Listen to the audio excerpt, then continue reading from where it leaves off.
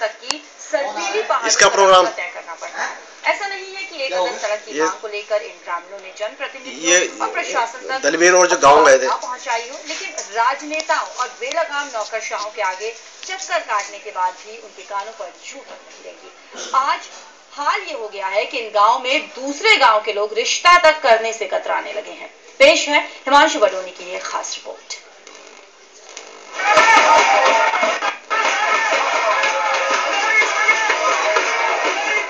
पौड़ी जिले के तमाम इलाकों की सैकड़ों जनता ढोल नगाड़ों के साथ बेमौसम रामलीला करके कुंभकर्णी नींद में सोए शासन प्रशासन को जगाने की कोशिश कर रही है। कोरे आश्वासनों से त्रस्त जनता ने अब आंदोलन का बिगुल फूंक दिया है। दरअसल बीरोखाल ब्लॉक के दर्जन भर गाँव 10 से 15 किलोमीटर सड़क की मांग 2 पीढ़ियों से करते आ रहे हैं। गांव के लोगों का कहना है कि सड़क नहीं होने के कारण इनके यहाँ कोई रिश्ता तक नहीं करना चाहता, जिससे इनके आगे की पीढ़ियों के ऊपर वजूद का संकट खड़ा हो गया है।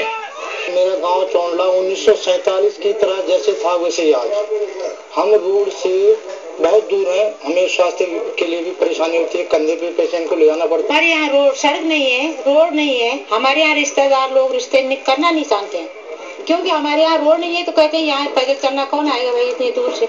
हमारी 2 पीढ़ी गुजर गई है और 2 पीढ़ियों में कई लोगों के सपने थे, इस सड़क के साथ साथ वो सपने भी उनके दफन हो गए। हालांकि स्थानीय लोगों ने अपनी इस मांग को राजनेताओं और अधिकारियों तक भी पहुंचाया, लेकिन कुंभकर्णी नींद सोने का आदी हो चुके राजनेताओं और अधिकारियों के कानों पर जूं तक नहीं रेंगती।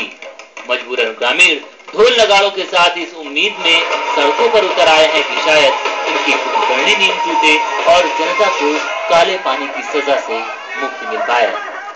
तहसील मिलान था, रेखनी खाल, बिनो खाल और थैलेसन। दुर्भाग्य से ये रहा कि उस वक्त लोग इतने जागरूक नहीं थे, लेकिन 1999 से हम निरंतर शासन स्तर पर मंत्री से लेकर संतरी तक पत्राचार कर रहे हैं और जितने भी मुख्यमंत्री रहे हैं, चाहे वो रमेश पोखरियाल जी हो, चाहे वो कोश्यारी जी हो, चाहे वो एनडी तिवारी जी हो, फाइल बन के जो है संबंधित जो रेंज ऑफिस है वहां से साइन हो चुके हैं उनके, और एसडीएम साहब से भी आज कल में साइन उसके हो जाएंगे और फिर हम इसको डीएफओ साहब को प्रगति को भेज देंगे फाइल। तो जब सैंक्शन होकर आती है तब इसका प्रथम चरण का कार्य शुरू। रामलीला में ढोल नगाड़ों की गूंज से तो कुंभकर्ण की नींद टूट गई थी, लेकिन क्या ग्रामीणों द्वारा बजाए गए ढोल नगाड़ों की गूंज से शासन प्रशासन की कुंभकर्णी नींद टूट पाएगी? यह सभी जगह अब बड़ा सवाल बना हुआ है। Himanshu Badoni, ETV news, Baijnath Kotdwar. पौड़ी जिले की केलार पेयजल योजना में धांधली करने वालों पर कड़ी कार्रवाई।